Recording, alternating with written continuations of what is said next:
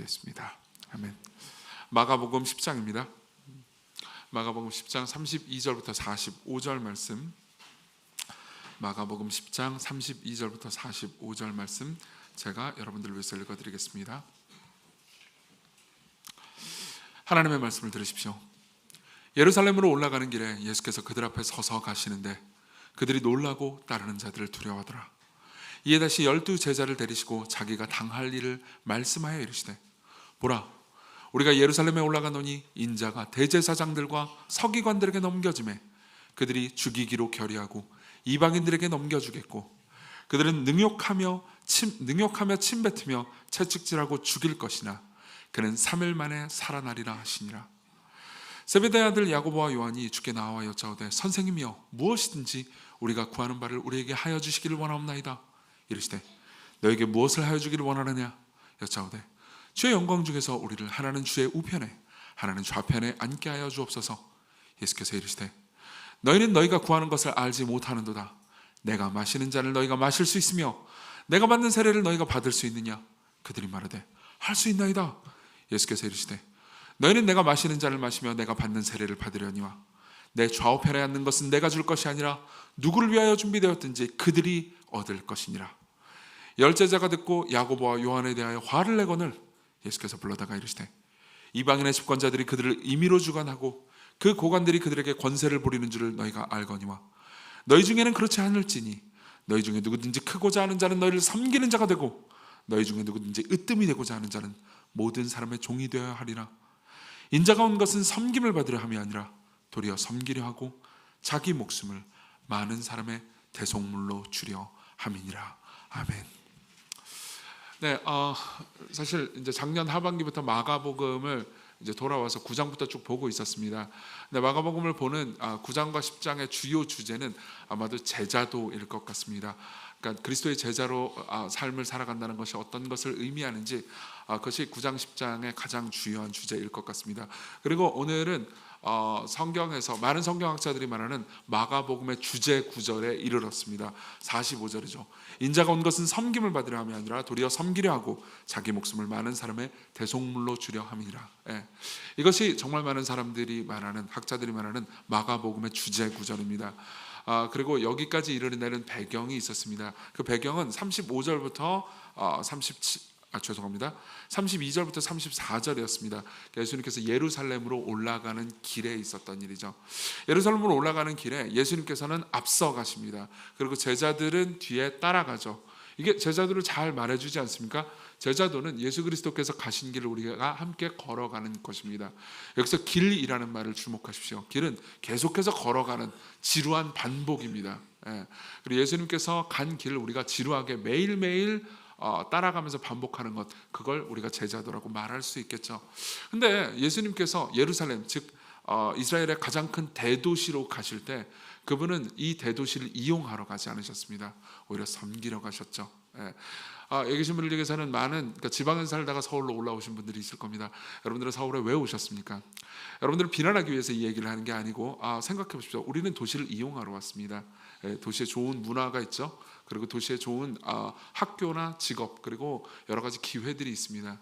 그리고 여러분들은 내가 살던 곳에서는 직업을 구할 수 없고 내 미래를 설계할 수 없어 라고 생각해서 도시로 온 분들도 있을 겁니다. 그걸 비난하고 싶은 게 아닙니다. 모두가 그래야 합니다. 하지만 우리는 도시를 이용만 하지 도시를 섬기려고 하지는 않습니다. 네, 생각해 보십시오. 여기서 예수님께서는요, 대도시로 죽으러 들어가십니다. 제자들은 묻습니다.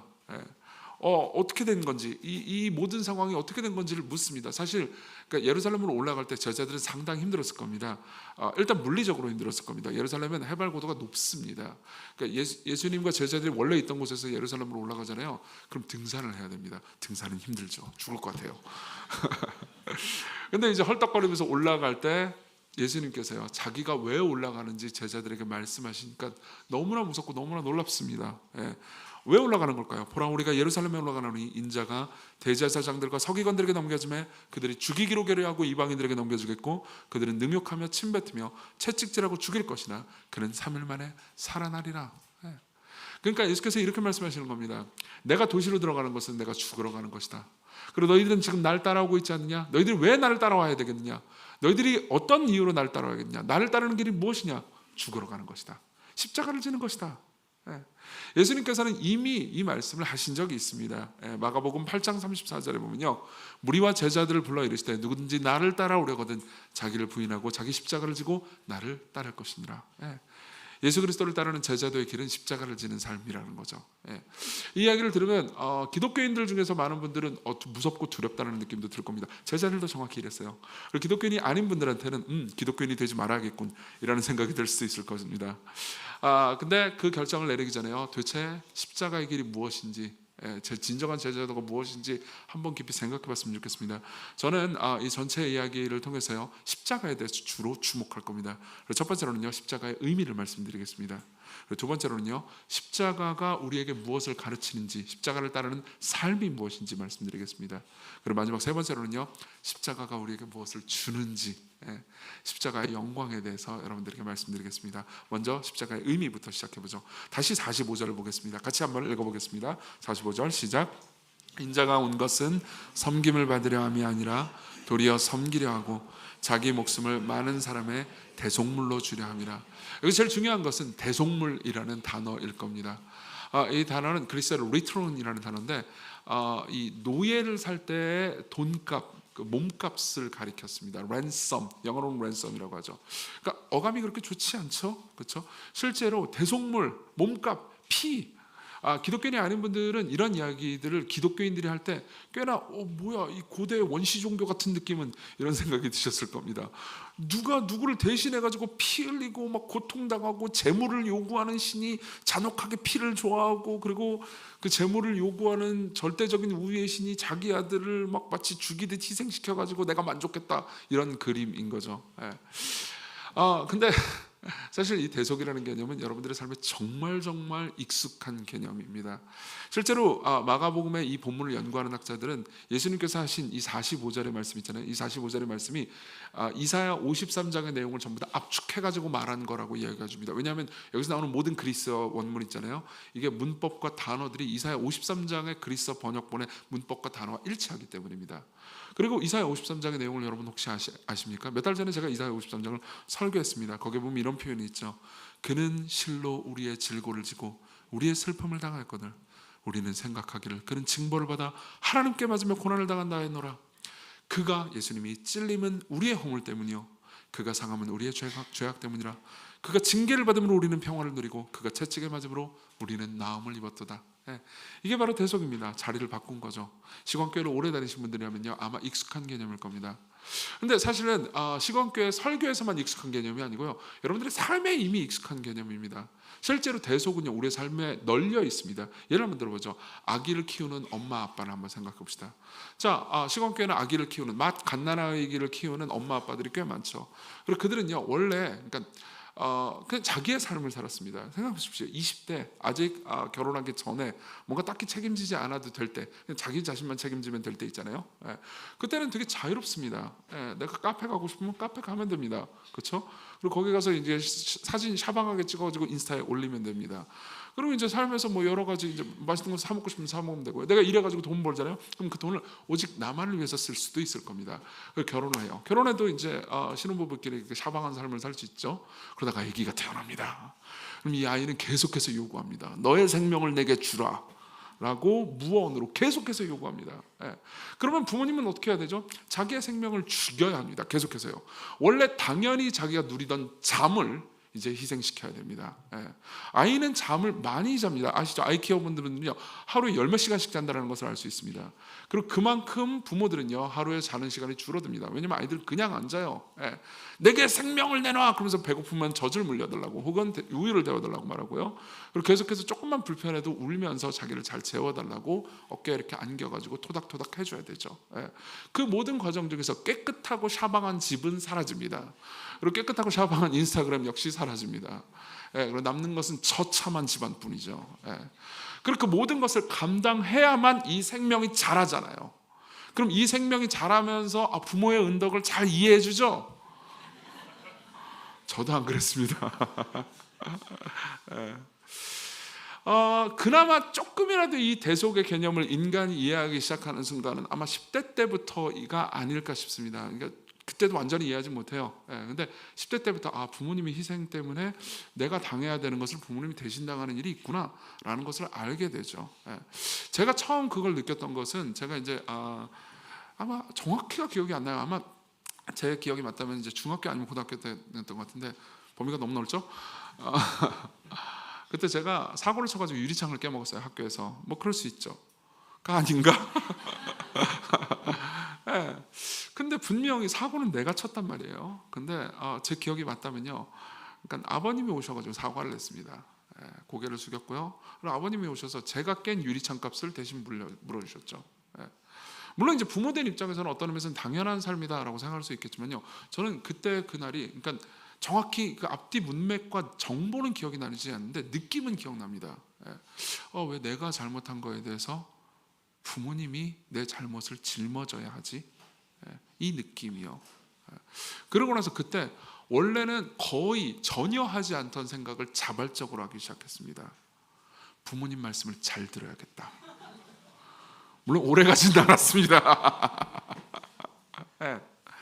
아마 이 자리에 계신 청소년들도 다 이해할 수 있을 겁니다. 종종 청소년들도 이렇게 나이가 어릴 뿐이지 분명히 알 거예요. 부모님이, 그러니까 내가 당해야 되는 무엇을 부모님이 나 대신 당하는 것 때문에 부모님께 감사한 경험들이 있을 겁니다. 그게 바로 대속이에요. 어렵지 않습니다. 그리고 실제로 이 대속이 빠진 이야기들은요, 전혀 감동이 없습니다. 여러분들이 알고 있는 모든 이야기들을 한번 생각해 보십시오. 영화를 생각해 보십시오. 드라마를 생각해 보세요. 소설을 생각해 보십시오. 거기에는 대속의 이야기가 있습니다.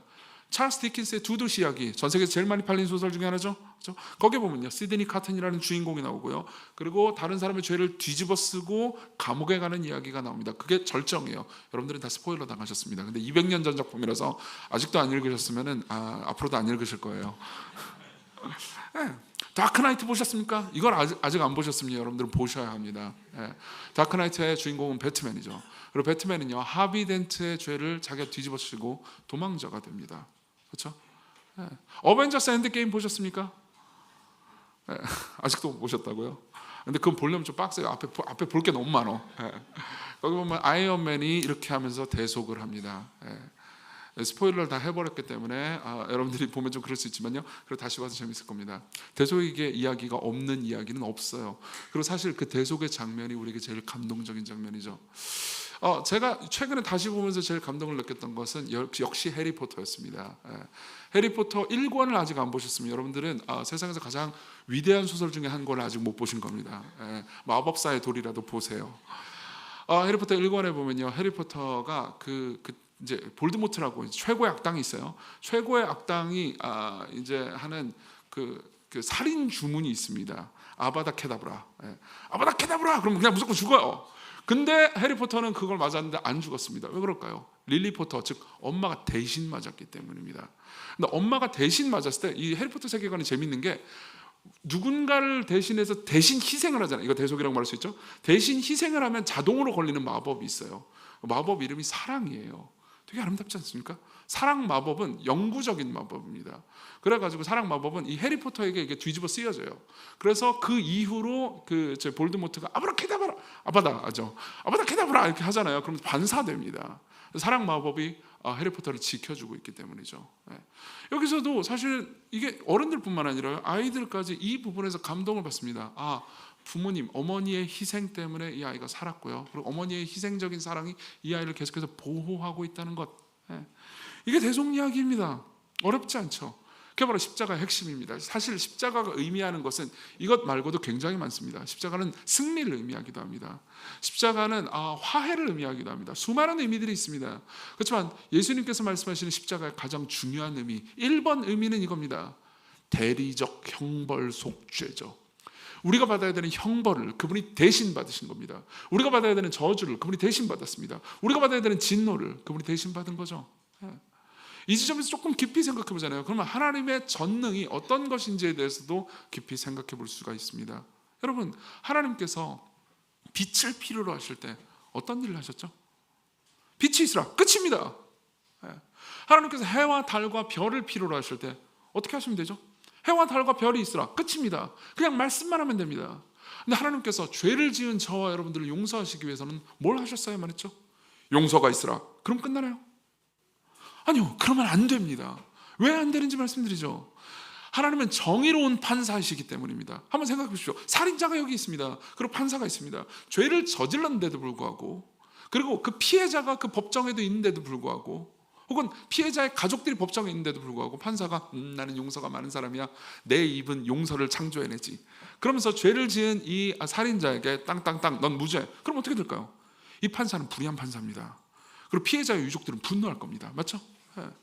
정의로운 판사는 절대 희생을 넘어갈 수가 없습니다. 맞죠? 온 우주의 판사이신 하나님은 정의로운 분이고요, 우리가 저지른 모든 죄에 대해서 용서가 있으라 그리고 끝낼 수가 없습니다. 어떻게 해야 되죠? 빛이 필요할 때 빛이 있으라 한마디로 끝내신 그분이, 해와 달과 별이 필요할 때 그냥 해와 달과 별이 있으라 한마디로 끝내시면 그분이 용서를 하실 때는 하나님의 아들을 내어주셨어야 말했습니다. 벌을 대신 받도록 해야 합니다. 우리가 받아야 되는 저주, 우리가 받아야 되는 진노, 그 모든 것을 예수 그리스도께서 우리 대신 받으셨습니다. 이게 진짜 이야기예요. 여기 계신 기독교인이 아닌 분들에게 제가 드리고 싶은 말씀이 있습니다. 아마 여러분들도요, 이 십자가 이 고대 이야기잖아 라고 생각할 수 있지만요, 여러분들도 분명히 드라마나 영화나 아니면 삶에서요, 누군가가 나를 위해서, 혹은 드라마에서 어떤 캐릭터가 다른 캐릭터를 위해서 대속적인 희생을 할 때 눈시울을 적신 적이 분명히 있을 겁니다. 이건 흥행으로 입증됩니다. 실제로 모든 신화학자들은 다 입을 모아서 이야기해 줍니다. 어떤 이야기든 간에 이 대속의 스토리가 없는 이야기는요, 무조건 망하게 된다고요. 그래서 엔드게임 이후에 마블이 망한 거예요. 아니 진짜예요. 대속 이야기가 없어요. 거기에는요. 일부러 기독교를 빼고 싶었던 거죠, 그 이후에 있는 작가들이. 그래서 어떻게 됐죠? 망했습니다. 왜 그럴까요? 답은 간단합니다. 여러분들 모두에게는 일종의 기억상실증이 있는 겁니다. 여러분들 모두 진짜 이야기를 마음속 깊은 곳에서 알고 있습니다. 우리 인류가 죄인이고 우리가 하나님께 진노와 버림을 받아 마땅한데 하나님의 영원한 아들이 우리 대신 대속을 행했습니다. 그래서 우리가 구원받고 용서받을 길을 알게 됐습니다. 그렇지만 여러분들은 모두 잃어버렸습니다. 그리고 기억에서 그 모든 것들이 희미한 흔적, 자국만 남고 상실돼 버렸습니다. 여러분들 모두는 대속의 사랑을 갈망합니다. 그리고 심지어 누군가를 위해서 내가 잠깐 대속해 줄 때 기쁨과 행복을 느끼기까지 합니다. 여러분들 모두는 대속의 이야기에 대해서 익숙합니다. 그렇지만 진짜 대속 이야기, 십자가 이야기에 여러분들은 이거 신화 아니야? 라고 생각하게 되는 거죠. 아니요, 십자가 이야기는 역사성과 진실성을 갖춘 진짜 이야기입니다. 모든 대속의 스토리 있잖아요, 그것은 이것의 희미한 그림자일 뿐입니다. 무슨 말인지 이해되십니까? 그렇기 때문에 기독교인이 된다는 것, 혹은 회심한다는 것, 믿음을 가지게 된다는 건 이걸 의미합니다. 기억상실증에서 해방된다는 거죠. 진짜 기독교인이 된 사람들은 이렇게 생각합니다. 우와, 맞아, 내가 그동안 감동했던 모든 이야기, 그것이 가상의 이야기든 내 삶의 이야기든, 누군가 나를 위해서, 누군가 누구를 위해서 희생했을 때 내가 눈시울을 적셨던 그 모든 이야기가 사실이었어. 이것이 우주적인 스케일로 벌어진 일이었어. 신이 인간을 위해서 한 일이었어. 그리고 나는 이 모든 이야기가 가상의 이야기가 아니고 진짜 이야기라는 것을 경험했어. 이게 바로 십자가의 의미입니다. 십자가는 진짜 이야기입니다. 모든 가짜 이야기들이, 만들어낸 이야기들이 가리키고 있는 진짜 이야기죠. 생각해 보신 적이 있습니까? 복음은요, 여러분들에게 기억상실증에서 해방되라고, 그 진짜 이야기는 사실 있는 이야기라고 여러분들에게 말해줍니다. 이게 십자가의 의미예요. 대속입니다. 두 번째로 넘어가죠. 십자가는 우리에게 무엇을 가르칩니까? 일단은 우리가 먼저 봐야 되는 건 42절부터 45절인 것 같습니다. 41절부터 보죠. 열 제자가 듣고 야고보와 요한에 대해서 화를 내거늘, 뭔가 사건이 있었던 겁니다. 그 사건은 조금 이따 얘기해 드릴게요.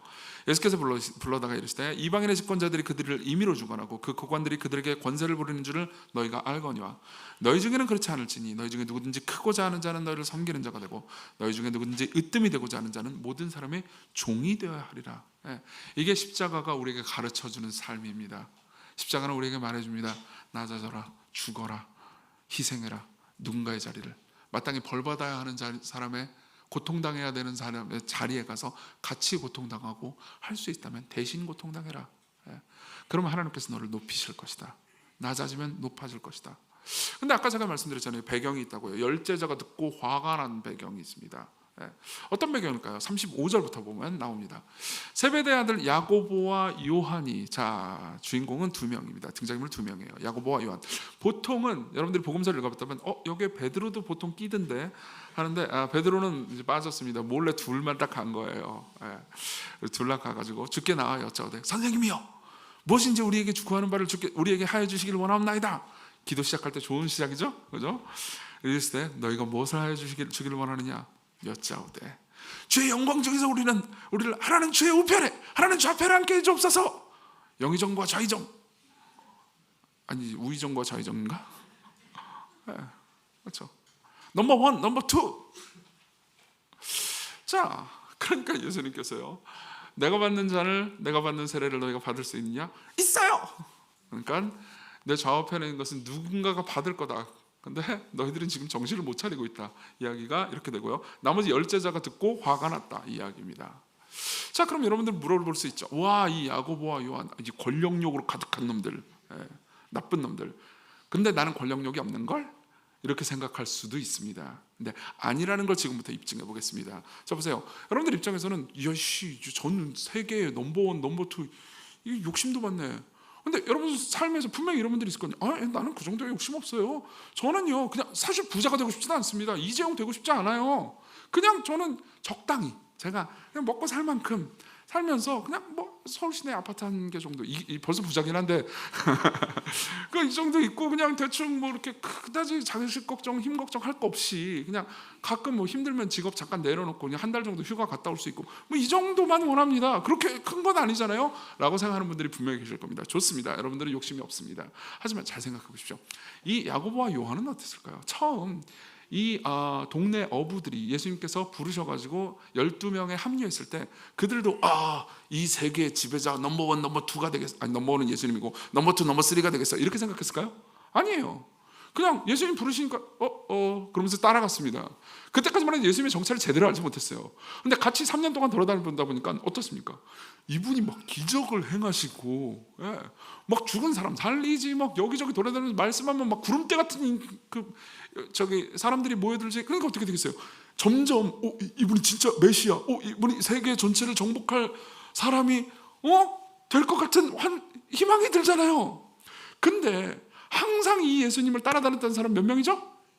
12명. 그렇죠? 근데 분명히 이제 자기를 생각해요. 예수님이 이제 지구를 정복하잖아요.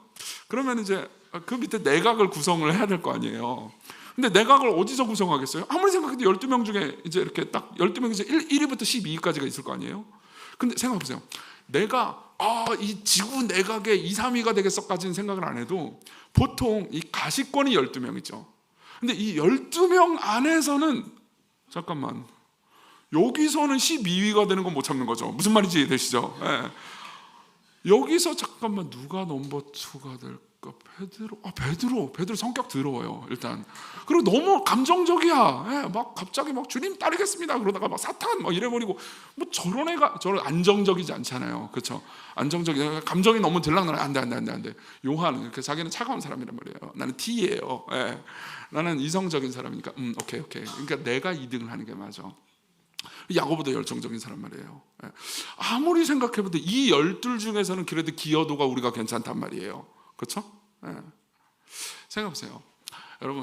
여러분들은 보통 그러니까 정치인이 되기 위해서 열심히 노력하는 사람들, 막 장관 막 이렇게 하면서 막 욕도 엄청 먹잖아요. 근데도 불구하고 막 장관 되고 싶어하고 막 대통령 되고 싶어하고 이런 사람들을 보면서 이런 생각 한 적이 있을 겁니다. 분명히 뭐 저런 걸 탐해? 오히려 그냥 욕만 먹고 힘들잖아. 안 하는 게 좋지 않을까라고 생각할 수 있어요. 근데 실제 여러분들이 그 세계로 들어가잖아요. 예컨대 여러분들이 정치계로 처음 들어갔다고 합시다. 그럼 대통령, 장관까지는 생각 안 할 겁니다. 그냥 당장 이 세계에서 20대, 30대 초반에서 이 세계에서 살아남는 것만 생각하겠죠. 근데 시간이 지나잖아요. 그럼 어느 정도 뭐 빠지는 사람도 있고, 나도 여기서 정착을 하잖아요. 그러면 그냥 뭐 장관 뭐 이런 거 할 사람들이 그냥 5천만 중에 한두 명이 아니고 그냥 그 클래스 내로 이렇게 생각이 돼요. 어떤 건지 이해되시죠? 그냥 몇십 명 안으로 추려진단 말이에요. 대충 그 세계 안에서. 대한민국 좁잖아요. 그 좁은 대한민국에서, 좁은 정치권에서, 좁은 데에서 좁은 한 몇십 명이란 말이에요. 그죠? 근데 내가 장관 욕심, 국무총리 욕심까지는 없는데 나 말고 저 녀석이 된다면 기분이 나쁘죠. 무슨 말인지 이해되시죠? 특히 청년들 잘 들으세요. 청년들 중에서는 분명히 이런 분들이 있을 거예요. 아니 왜 그 어른들이 자꾸 권사 장로 하려고 그래? 아니 그런 거 해봤자 소용없잖아. 물론 시간교회 같은 경우는 좀 행복한 예외이긴 해요. 우리 시간교회 같은 경우에는 장로 되고 싶어서가 아니고 제가 끌고 와가지고 멱살 잡고 끌고 와가지고 장로 이렇게 던진 케이스여서 죄송합니다 유 장로님.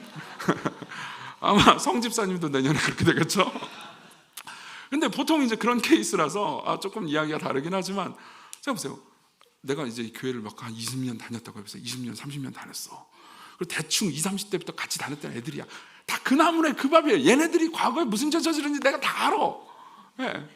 그리고 나서 이제 요즘 장로 권사 피택 시즌이 됐다고 해보세요. 그럼 내가 딱히 장로 그 욕심은 없었는데 제가 장로가 돼? 그건 못 참는 거죠. 이해되세요? 그러니까는 좌우편을 원하는 거예요, 여러분. 여러분 권력력이 여러분들에게 없다고 생각하지 마십시오. 실제로 저한테도 있습니다. 저도 없는 줄 알았어요. 저는 명예 그런 거 없는 줄 알았습니다. 예를 한번 들어볼까요? 제가 이제 묵상하면서 고민을 좀 했는데 이제 고민하다 보면 일기를 뒤지거든요. 일기를 뒤지는데 제가 팀 켈러 목사님 되게 좋아하잖아요. 그리고 팀 켈러 목사님의 막 설교 글 이런 것들 너무 은혜를 많이 받았기 때문에 인용도 되게 많이 하죠. 그리고 이제 팀 켈러 목사님을 너무 좋아하니까 팀 켈러 따라쟁이로 따라하기도 많이 했을 거 아니에요. 따라하다 보니까 이런 말을 듣게 돼요. 뭐 예를 들면 한국의 팀 켈러다 이런 말을 들은 적이 있어요. 뭐 좋아요. 근데 자 생각해보세요. 누가 저한테 이정기한테 한국의 팀 켈러 그러면 저는 손살을 치면서 그분은 정말 위대한 분이고 저 아니에요. 전 따라쟁이일 뿐입니다. 저는 보급형 팀 켈러 아니에요. 그냥 태무산 팀 켈러예요. 뭐 이런 식으로 이제 얘기를 했죠. 태무 관련된 분들이 있다면 죄송합니다. 근데 그러면서 저는 아닙니다. 아님 겸손 이러다가 갑자기 내가 알고 있는 목회자들 중에서 내가 그냥 뻔히 아는 애 그리고 약간 요즘 뜨는 애가 한국형 팀켈러 한국의 팀켈러 이런 얘기를 듣잖아요. 그러면 뭐라고? 제 팀켈러 잘 모르는데 내가 센터처치 10번 읽었는데 센터처치라는 책이 있어요. 무슨 말인지 이해되시죠? 이렇게 된다고요. 이렇게 된다고요. 여러분들 모두 나는 권력욕은 없어 라고 생각할 수 있지만요, 실제 권력욕은 지구적 범위에서 당장 발현되는 게 아닙니다. 여러분들의 가족 내에서 나는 마땅히 이 정도의 대접을 받아야 되는데 어찌 감히 너 같은 애가 나보다 위에 있어 라는 생각, 이건 가족 내에서, 여러분들 가까이 있는 클래스 내에서, 혹은 회사 내에서, 그리고 교회 내에서 권력욕은 거기에 있습니다. 이해하십니까? 그리고 예수께서 말씀하시는 거죠. 거기에서 밑으로 내려가라고요. 거기에서 밑으로 내려가라고요. 그러면서 40절에 말씀을 하십니다. 40절은요, 어떤 의미에서는 이야기의 전말을 아는 사람들한테는 되게 슬픈 이야기입니다. 40절 같이 읽어보겠습니다. 시작. 내 좌우편에 앉는 것은 내가 줄 것이 아니라 누구를 위하여 준비되었든지 그들이 얻을 것이니라. 보세요. 예수님은 지금 이 제자들이 좌우편이요 라고 말할 때 그분은 자신의 미래를 알고 계십니다. 이미 자신의 미래를 여러 번 말씀하셨어요. 내가 십자가에 못 박혀 죽을 거라는 걸 3번째 말씀하신 겁니다. 길 위에서요. 그리고 예수님께서는 진짜 자기의 왕위 등극식 십자가예요. 실제로 마가복음이랑 요한복음을 보잖아요. 그러면 십자가에서의 장면을 마치 왕위 등극식처럼 묘사합니다. 머리에 가시 면류관을 쓰시잖아요. 왜 그럴까요? 전능한 신이 모든 것을 창조한 바로 그분이 이 세상을 사랑으로 통치하는 진정한 대관식이 십자가였기 때문입니다. 그리고 그 대관식의 양옆엔 누가 있었죠? 마가복음 15장 27절. 강도 둘을 예수와 함께 십자가에 못 박으니 하나는 그의 우편에 하나는 그의 좌편에 있더라. 마가복음은 아주 정확합니다. 너네 10장에서 그 베드로와 야고보와 요한 얘기 들었지? 야고보와 요한이 이걸 알았을까? 몰랐죠. 상상도 못했을 겁니다. 지들이 똑같은 말이었네. 자기들이 원했던 걸 예수님께서 진짜로 응답해 주잖아요. 그럼 그들은 십자가에서 잔혹하게 고통당하고 고문당하면서 죽었어야 했습니다. 이해되십니까? 당연히 예수님께서는 그들이 앞으로 자신이 죽고 부활하고 승천하고 난 다음에도 할 일이 있다는 걸 아셨습니다. 요한은 요한복음 써야 돼요. 그렇죠? 야고보는 나중에 순교합니다. 그리고 맡은 자리가 있어야 된다는 걸 아셨고 그들을 보호하기 위해서 말씀하신 거죠. 야고보 요한은 왜 우리 좌의정 우의정 안 시켜? 왜 우리 좌편 우편 안 앉혀주는 거야? 왜 확답을 안 해주지? 우리가 제일 열심히 했는데? 이렇게 생각했을지도 모릅니다. 예수님 입장에서 니들이 원하는 걸 진짜로 내가 응답해 줬으면 너희들은 그냥 십자가에서 잔혹하게 죽임당해야 된다. 이렇게 말씀하시는 거죠. 40절에 대단히 슬프고 아름답지 않습니까? 네. 그리고 예수님께서는 사실 이렇게 말씀하시는 겁니다. 너희들이 내 왼편과 오른편에 있고 싶다면, 너희들이 넘버 2, 넘버 3를 하고 싶다면 내가 어디로 가는지를 알아야 한다. 그들은 아마 생각했을 겁니다. 지구를 정복한 다음에 지구 대왕의 보좌에, 번쩍번쩍거리는 금보좌에 아름다운 여성들과 아름다운 음식들과 그리고 대단한 환호성 가운데서 예수님이 등극하면 자기가 왼쪽과 오른쪽에 있을 거라고 상상했겠죠. 그렇지만 그들은 상상도 못했습니다. 예수님한테 여러 번 말씀을 들었는데도 불구하고 상상도 못했습니다. 예수님의 왕이 등극식이 십자가였다는 것을요. 여러분, 이게 기독교의 본질이라는 것을 알고 계십니까? 이걸 한번 입증해 볼까요? 여러분, 기독교의 원산지가 어딘가요? 기독교의 원산지가 어디죠? 다른 모든 종교는요, 보통 원산지가 있습니다. 그렇죠? 이슬람교는 중동입니다. 정확히 말하면 메카죠. 그렇죠? 인도도요. 보통 이제 이 동아시아 이쪽, 좀 불교요. 죄송해요. 불교도 인도랑 그 동아시아 쪽에 주로 중심지가 있습니다. 그리고 그 중심지는 여전히 거기가 최고의 중심지다. 거기가 사람들이 제일 많아요. 그 종교를 믿는 사람들이요. 그렇죠? 근데 기독교는요. 기독교는 어떨까요? 제가 어렸을 때 어른들이 이런 이야기를 많이 했습니다. 기독교는 서양 종교잖아, 양놈의 종교, 이런 이야기를 되게 많이 했습니다. 근데 기독교는 서양에서 생긴 게 아니고 예루살렘부터 출발했습니다. 그리고 서양에서 꽃 피우긴 했죠. 여러분, 기독교인들이 어디에 제일 많을까요? 많은 사람들이 유럽 아니야? 미국 아니야? 이렇게 생각합니다. 미국이 제일 많지 않나? 아니에요. 기독교는요, 아프리카하고 그리고 오세아니아 그리고 남미 쪽에 압도적으로 많습니다. 얼마나 많은지 제가 그냥 직관적으로 말씀드리죠. 북반구, 그러니까 미국, 유럽, 한국 있잖아요. 북반구의 기독교 인구보다 남반구의 기독교 인구가 2배가 더 많아요. 모르셨죠? 대부분 이야기를 들으면 충격을 받습니다. 진짜요? 네, 진짜예요. 케냐에 있는 성공회 교도수, 한 국가에 있는 성공회 교도수가요, 전 세계 나머지 성공회 교도수 다 합친 것보다 2배가 더 많습니다. 이미 기독교는 세계 종교입니다. 중심지 그런 거 없어요. 한 번도 중심지였던 적이 없습니다. 기독교는 어디가 중심지, 어떤 문화와 결탁해서 여기가 최고, 이런 적이 한 번도 없습니다. 이게 기독교의 가장 큰 특징이고 유일성입니다. 모든 강력한 세계 종교 중에서 기독교만 가지고 있는 특징이죠. 왜 그럴까요? 앤드루 월스라는 선교학자가 있습니다. 이 사람은 역사학자이기도 합니다. 이 사람이 해주는 얘기가 그럽니다. 바로 기독교의 십자가 중심성 때문입니다 라고 말합니다. 어느 나라에 기독교가 정착을 하잖아요. 그럼 기독교가 막 부흥합니다. 그리고 보통 기독교는 가난한 사람들, 연약한 사람들, 버림받은 사람들 중심으로 퍼져가기 시작합니다. 그러다가 시간이 지나면 기독교가 막 융성해요. 그리고 그들도 막 힘과 돈을 얻게 되기도 합니다. 그리고 건물도 예쁜 거, 겁내 멋있는 거 막 짓습니다. 그럼 어떻게 돼요? 서서히 그 국가에서 기독교가 권력과 결탁하기 시작합니다. 그럼 어떻게 되는지 아세요? 그때부터 기독교가 쇠락하기 시작합니다. 그 국가에서요. 그리고 기독교는 탈출합니다. 또 가난한 나라로요. 그리고 거기서 또 부흥합니다. 근데 거기서 또 권력과 결탁하기 시작하잖아요. 그럼 또 탈출합니다.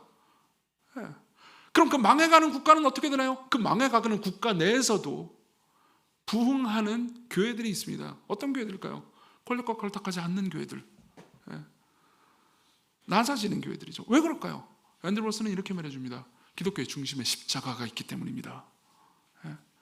기독교의 메시지가 십자가고, 그리고 십자가의 원리대로 움직이지 않으면 기독교는 제대로 작동하지 않습니다. 이게 핵심입니다. 여러분, 시간교도 마찬가지일 겁니다. 여러분들의 삶도 똑같을 겁니다.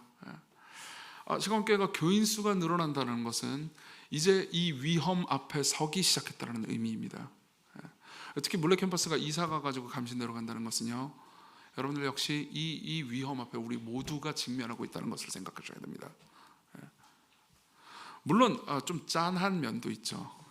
건축해가지고 가는 게 아니고 짠한 면은 있습니다. 이 지점에서 간단하게 여러분들에게 적용을 해드리겠습니다. 2가지만 여러분들에게 말씀드리고 싶습니다. 첫 번째, 이 십자가를 닮은 삶을 여러분들이 어떻게 살겠습니까? 첫 번째, 갑자기 여러분들이 대속 희생 이러면 부담스럽다는 걸 압니다. 그러니까 작은 데부터 한번 출발해 봅시다. 예. 여러분들이 이번 주 한 주 동안 삶을 살면서요, 내가 마땅히 받아야 되는 것을 나 말고 다른 사람이 받았을 때 느꼈던 분노가 있다면요, 내가 마땅히 받아야 되는 것을 받은 그 사람한테 차라리 축하의 박수를 보내주십시오. 예. 그것부터 출발하세요. 그건 가족끼리도 일어날 겁니다. 여러분들의 자녀가 이씨 내가 더 먹어야 되는데, 그 말은 바꿔보면 뭐죠? 내가 마땅히 받아야 되는 것을 제가 가져갔어 라는 의미죠. 그렇죠? 그때 십자가를 생각하십시오. 그리스도께서는 마땅히 모든 것을 통치하는, 힘으로 통치하면서 우리를 지옥으로 보내시는 것이 그분에게 마땅한 바였습니다. 그렇지만 그분이 우리 대신 지옥으로 가셨죠. 여러분들의 삶에서도, 직장에서도, 가정에서도 분명히 그런 게 있을 겁니다. 내가 우리 집안에서 내가 마땅히 이 정도는 받아야 되는데, 내 아내는, 내 남편을 나를 하대, 내 아내는 나를 ATM으로 생각해. 우리 집안 얘기 아닙니다, 여러분. 그럼 여러분들은 뭔가 분노가 있겠죠. 그렇죠? 지난 한 주간 여러분들이 억울했던 지점, 분노했던 지점을 다시 한번 생각해 보십시오. 그리고 그때 내가 마땅히 받아야 했던 게 무엇이었는지, 그리고 예수님이 마땅히 받았어야 했던 게 무엇이었는지 생각해 보십시오. 그리고 상대를 축하해 주십시오. 그리고 마음속으로 이렇게 생각하십시오. 하나님께서 나를 강제로 이 자리로 부르셨구나. 더 낮은 자리로, 더 밑에 자리로 부르셨구나. 내가 생각할 때 마땅히 받아야 되는 자리는 여긴데 그 밑에 자리에 서 있으라고 그분이 나를 부르셔서 지금 나의 삶을 살도록 하시는구나. 기억하십시오. 이게 십자가 담는 삶입니다. 첫 번째예요. 두 번째입니다. 두 번째는 조금 더 교회 전체적인 상황에 관한 이야기를 할 것 같습니다. 여기 시광교회에 오신 분들 중에서는 분명히 이런 분들이 있을 겁니다. 원래 전 교회 다녔을 때는 교회 봉사와 막 시키는 게 너무 많아가지고 너무 지쳤어요. 저는 쉬러웠어요. 저는 여기서 봉사 아무것도 안 할 거예요. 이런 분들도 계실 겁니다. 정말입니다. 그러니까 이게 저희 교회, 그리고 저의 진심이기도 한데요, 여러분들을 혹사시키고 싶지 않습니다. 진짜요. 복음을 듣고 누리고 경험하면서 하나님을 알아가면서 쉼을 누리게 하고 싶습니다. 하지만 그게 담보가 되려면요, 뭐든 돌아가긴 해야 되잖아요. 뭐든 돌아가긴 해야 되잖아요. 그렇죠? 솔직히 말하면 저는 이 마이크 없어도 될 것 같습니다. 그냥 방송실 그런 봉사를 안 해도 되잖아요. 그럼 저는 고래고래 소리를 질러야겠죠. 그럼 정말 많은 사람들이 불편할 겁니다. 누군가가 편안하게 예배를 드리기 위해서 저는 방송실 분들을 대속의 희생으로 몰아넣고 있습니다. 그렇죠? 누군가 편안하게 예배를 드리게 하기 위해서 지금 반주하시는 이 두 분이 대속의 희생을 하고 있는 거죠. 저 보세요. 이게 이제 규모가 커지고 또 커지잖아요. 그러면 이제 이 대속의 희생의 자리에 있는 사람들이, 원래 아는 사람들이 그냥 하던 일을 한 개 하다가 두 개 추가하고 두 개 하다가 세 개 추가하게 되거든요. 그러면서 무리가 생기는 거예요. 여러분들이 만일 이전에 내가 너무 힘들었어, 그러니까 난 여기서 이제 다시는 일을 하지 않을 거야, 그러면 여러분들은 그 혹독한 누군가를 강제로 고통에 집어넣는 일에 자기도 모르게 동참하게 됩니다. 여러분들이 원한 건 아니었겠죠. 당연히 원한 건 아니었을 겁니다. 근데 여러분들이 아무것도 하지 않으면 그 시스템과 구조를 여러분들이 만들게 되는 겁니다. 감신대로 가잖아요. 그럼 정말 많은 봉사들이 필요할 겁니다.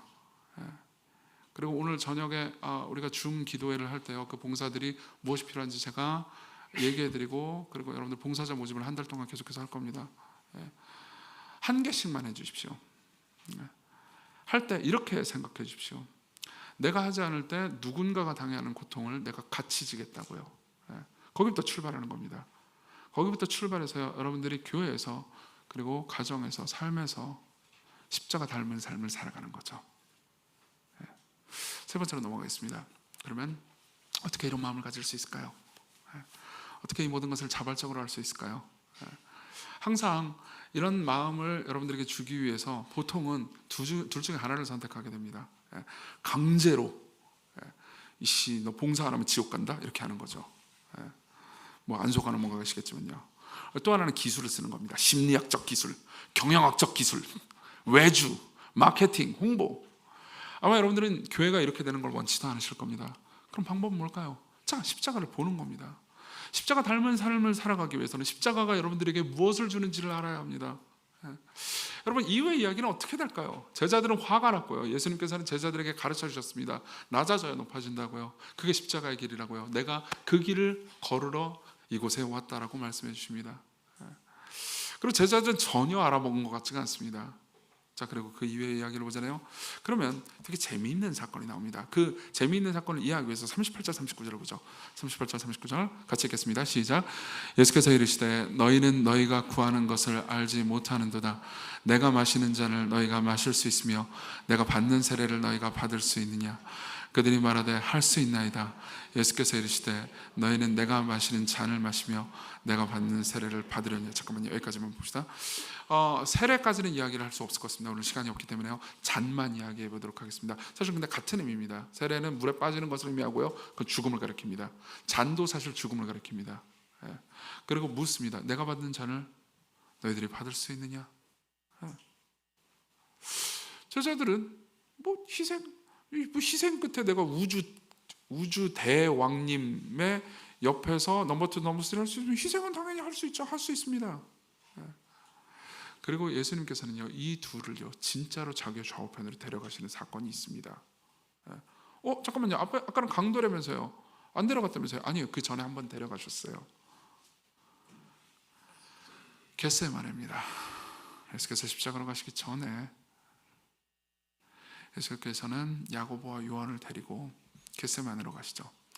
근데 야고보와 요한하고 참고로 베드로도 데리고 가요. 그 둘한테는 심히 불편했을 겁니다. 쟤는 왜? 근데 베드로도 꽤나 권력력이 있는 인간이었거든요. 다시 말하면 우리는 이렇게 오해하기 쉽습니다. 이 베드로, 야고보, 요한을 항상 예수님께서 따로 데리고 가는 걸 보니까는 얘네들이 수제자였나 보다. 아니에요. 얘들이 제일 바보 멍청이들이었기 때문에 나머지 공부를 한 겁니다. 세 명을 데리고요, 따로 좌우 그리고 뒤편에 두시죠. 그리고 말씀하십니다. 겟세마네에서요, 말씀하실 때 내 마음이 심히 고민하여 죽게 되었으니 너희는 여기 머물러 깨어있으라 하시고, 좌우편 넘버 2, 넘버 3, 넘버 4의 첫 번째 과업이죠. 옆에서 깨어있어라. 그럼 나를 위해서 기도해주라. 웬만하면 예수님은 자기 자신을 제자들에게 의존하진 않으셨습니다. 근데 이때 예수님은 너무나 고통스러워했습니다. 그리고 기도하시죠. 조금 나아가서 땅에 엎드려 될 수 있는 대로 이때가 자기에게 지나가기를 구하며 이르시되 아빠, 아버지여, 아버지께서는 모든 것이 가능하오니 이 잔을 내게서 옮기시옵소서. 그러나 나의 원대로 마옵시고 아버지의 원대로 마옵소서. 심한 통곡과 눈물로 간구와 소원으로 이 기도를 3번 하십니다. 자, 여기서 또 나오죠. 뭐가 나오죠? 잔이 나옵니다. 예수님께서 제자들에게 물어보십니다. 내가 마시는 잔을 네가 마실 수 있느냐? 네! 그들은 모르고 있었습니다. 예수님은 알고 있었습니다. 이 잔을 내게서 옮기옵소서. 그리고 끔찍하게 두려워하십니다. 그럼 우리는 묻게 되죠. 도대체 이 잔은 뭐죠? 구약 성경을, 특히 선지서를 읽어본 사람들은요, 이 잔이 무엇인지 다 압니다. 이 잔은 하나님의 진노를 가리키는 것이었습니다. 예레미야 25장 15절에 보면 이런 표현이 있습니다. 이스라엘 하나님 여호와께서 이같이 내게 이르시되 너는 내 손에서 이 진노의 술잔을 받아가지고 내가 너희를 보내는 바 모든 나라로 하여금 마시게 하라. 인간이 타락했고 하나님께 반역했습니다. 그리고 인간이 저지른 모든 죄 때문에 인간은요, 하나님의 진노와 저주를 받았어야 했습니다. 그리고 예수님은요, 이때 그 진노와 저주를 자기가 받아야 되는 것을 아시는 거죠. 자, 이게 바로 대속입니다. 그리고 끔찍하게 두려워하십니다. 여러분, 여기서 우리가 주목해야 되는 것은 이 두려움, 이 고통, 그리고 이 죽음으로 가고 싶지 않은 그분의 주저함입니다. 여기 이 감정에 주목하셔야 됩니다. 왜 이 감정에 주목해야 되는지 말씀드리죠. 저는 예전에 어떤 한 무신론자의 글을 읽은 적이 있습니다. 이름은 밝히지 않겠습니다. 그리고 이분은 그러니까 기독교에 대해서 심하게 비꼬고 비판하는 글을 하나 썼습니다. 그리고 저는 이 글을 읽으면서 꽤나 마음이 동요됐었습니다. 내용은 이거였어요. 자기가 복음서를 읽어봤다는 거죠. 그리고 예수님께서 십자가에 못 박혀주시기 전에 겟세마네에서 괴로워하는 장면을 봤다는 거예요. 근데 자기는 여러 가지 신화들과 다른 종교의 이야기를 들어봤는데, 자기가 알고 있는 모든 종교의 순교자들 있죠, 그리고 모든 희생자들, 이데올로기를 위해서 순교했던 사람들, 그 사람들은 죽을 때 의연하게 죽었다고 말합니다. 하나도 두려워하지 않고요.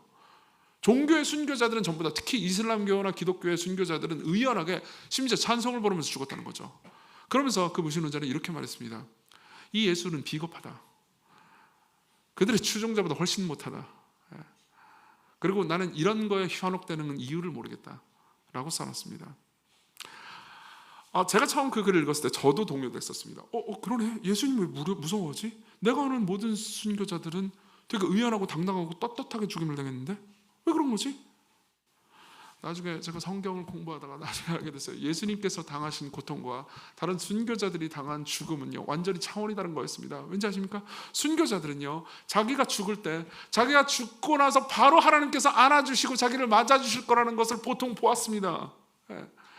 보통 대부분의 순교자들은 가장 극심하고 고통스러운 그 순간에 하나님의 가장 강력한 임재와 사랑을 느꼈습니다. 그러니까 견딜만 했죠. 그들은 의연하게 죽을 수 있었습니다. 하지만 예수님은 어땠을까요? 이 잔이라는 게 뭘 의미하는지 아십니까? 이미 여러분들이 예수님 복음서를 보잖아요. 그럼 3년 동안 예수님은 자주 기도하러 가셨다는 것을 알 겁니다. 새벽이든 밤이든 그분은 고통 가운데 힘들 때마다, 사람들에게 버림받을 때마다 위로를 받으러 하나님께 가셨습니다. 그리고 그때 기도할 때 천사들이 나타나서 힘을 돕기도 하고요. 그리고 하나님의 임재와 하나님의 사랑, 자신이 가장 사랑하는 아버지의 위로를 얻으면서 힘을 다시 내셨었죠. 근데 겟세마네 때부터 이제 아버지는 응답이 없으십니다. 나중에 우리가 겟세마네 본문을 볼 때 제가 다시 한번 얘기해 드리겠지만요, 이제 이때부터 예수님은 자기가 당해야 되는 지옥을 미리 모기하고 계셨습니다. 조나단 에드워즈의 그리스도의 고통이라는 설교가 있습니다. 제가 설교 번역을 다 해가지고 이제 교육자분들에게 보냈거든요. 나중에 올려드릴 겁니다. 나중에 조금 긴 설교지만 꼭 한번 읽어보셨으면 좋겠습니다. 에드워즈는 이때 예수 그리스도가 자신이 당해야 되는 십자가의 고통에 미리 맛보기를 하고 있었다고 얘기해 줍니다. 그것은 단순히 육체적 고통이 아니었습니다. 그것은 진노였습니다. 십자가에서 그분이 고통당할 그때 하나님은 그분을 향해서 이글거리는 분노로 우리가 마땅히 받아야 되는 진노와 저주를, 지옥의 고통을 당하고 계셨습니다. 예수님은 하나님의 사랑, 그분의 임재, 그분의 약속 가운데 건 게 아니었습니다. 이제 이 겟세마네부터, 이 왕위 등극식의 시작부터 예수님은 말하는 거죠. 너무나 큰 고통, 너무나 큰 진노. 에드워즈의 말을 읽어드리겠습니다. 이 고통은 하나님의 즉각적인 진노를 생생하고 밝고 충만하게 바라보았기 때문에 발생했습니다. 성부 하나님은 마치 그 잔을 자기의 독생자 앞에 놓아두신 것 같았습니다. 그것은 느부갓네살의 풀무불보다 훨씬 더 끔찍했습니다. 하나님은 말씀하셨습니다. 아들아, 여기 잔이 있다. 냄새를 맡아보아라. 네가 이것을 마시지 않으면 저들은 멸망할 것이다. 하겠느냐? 네가 저 진노의 풀무불 안으로 던져지겠느냐? 예수님은 그분이 던져지려 했던 그 진노의 풀무불을 가까이서 보셨습니다. 그리고 서서 그 맹렬한 불꽃, 열기, 이글거림을 보셨습니다. 그리고 그 고통 가운데서 좌우편에 넘버 2, 넘버 3, 넘버 4 요구하십니다. 깨어있어라. 제발 나를 위해서 기도 좀 해주렴.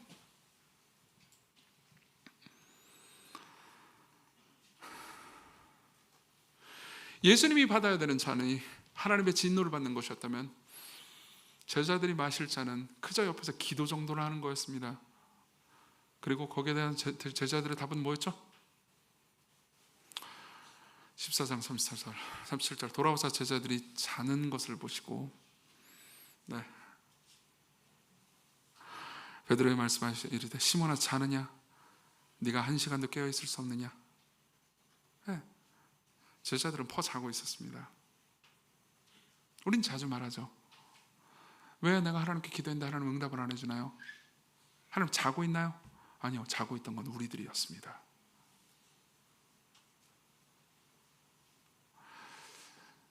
저는 항상 이 본문의 그 다음 절에 있는 말이 제 마음을 움직입니다. 시험에 들지 않게 깨어있어 기도해라. 마음에는 원이라도 육신이 약하도다. 우리가 설교 시간에 좋을 때 제일 많이 하는 말이죠. 마음은 원이라도 육신이 약하도다. 생각해보세요. 만약 제가 예수님이었으면요, 저는 가만히 있지 않았을 겁니다. 만약 제가 예수님이었으면 이렇게 말했을 것 같습니다. 지금 나는 너희들을 위해서 영원한 벌을 내가 대신 받기 위해서 지금 이 고통을 당하고 있는데 너희들은 지금 퍼 잔다고? 저는 하나님께 이렇게 말했을 것 같습니다. 얘네들을 위해서는 못 죽겠습니다. 그런데 예수님은요, 이들이 죄인이라는 걸 아십니다. 근데 그걸 죄인들아 라고 말하지 않고요, 약하다고 하십니다.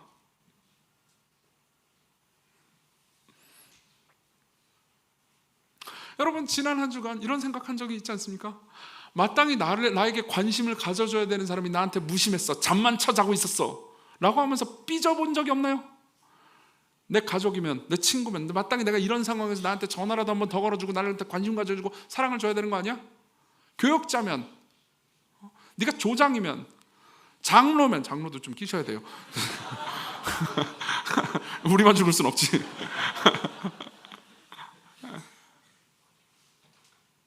나한테 또 관심 가져줘야 되는 거 아니야?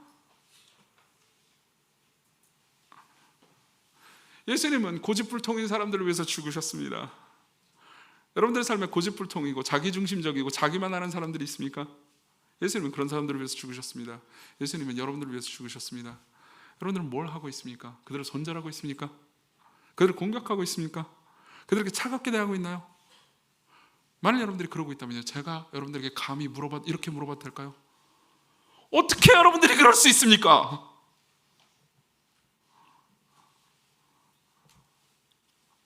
어떻게 여러분들이 그럴 수 있습니까? 온 우주의 신이 마땅히 자기가 있어야 할 보좌를 버리시고 십자가에서 등극하셨는데 왜 우리는 여전히 그분을 멀리하면서 삶을 살아가고 있습니까?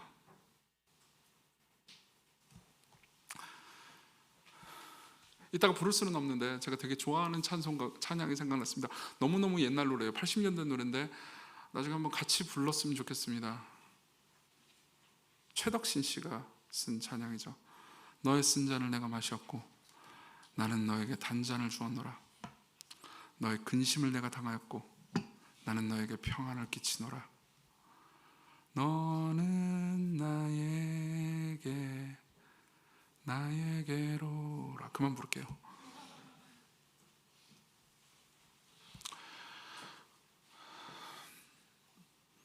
다시 해리포터 이야기로 돌아가죠. 이 얘기만 하고 마치겠습니다. 해리포터가 받은 사랑 마법은요, 그 이후에 해리포터의 마음도 지켜준다는 걸 알게 됩니다. 볼드모트 악당이요. 악당의 유혹은, 죄의 유혹은 너무나 강해서 많은 사람들이 넘어갑니다. 근데 해리포터는 악당의 유혹에 안 넘어가요. 계속해서 안 넘어갑니다. 그래서 덤블도어 교수님이, 그런 교수님이 있어요. 덤블도어 교수님이 해리포터한테 가르쳐 줍니다. 네가 악당의 유혹, 볼드모트의 유혹에 왜 안 넘어간지 아느냐고 물어봅니다. 그러니까 해리포터가 말하죠. 그 악당은 우리 엄마 아빠를 죽였다고요. 그러니까 덤블도어 교수님이 얘기해 주죠. 아니 그 유혹이 얼마나 큰지 네가 몰라서 그런다. 엄마 아빠를 죽였다 하더라도 너는 그 유혹에 넘어갈 수 없을 정도로 그 유혹은 커. 그렇지만 네 엄마가 너를 위해서 죽었을 때 너에게 걸어준 그 사랑 마법이 너를 지키고 있단다. 저는 이 부분이 꽤 저한테 많이 와닿았습니다. 여러분들을 지키는 사랑 마법은 뭡니까? 저는 십자가입니다. 저는 여러분들을 대할 때, 그리고 세상을 대할 때 억울한 게 참 많습니다. 내가 마땅히 이 정도 돼야 되는데 어떻게 감히 사람들이 나한테 이렇게 대하지? 그때마다 그리스도께서 마음은 원이로되 육신이 약하도다 라고 말씀하신 것을 기억합니다. 그리스도께로 오십시오.